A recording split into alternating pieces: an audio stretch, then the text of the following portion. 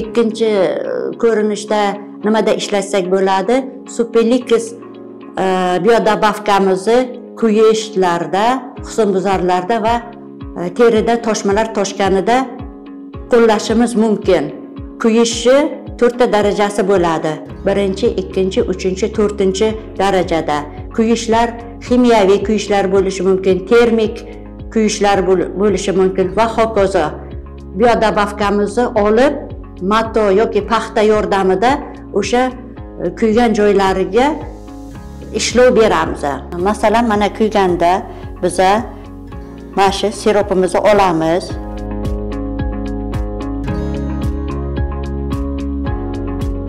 Siropimizdan sovib olamizda.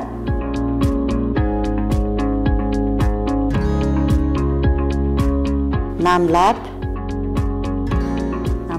mana shu kuygan joylariga mana shunday qilib qo'yamiz. Keyin bu joyga suv tegmasligi kerak. 7 kun, 10 kunda qop-qora teri bo'ladi. Yana ustidan qo'yaversak, yangi teri o'zini terisi chiqadi. Boyagi qora teri tushib ketadi. Hech narsa qilish kerak emas boshqa. Faqat shuni surtiladi. Hech narsa qolmaydi.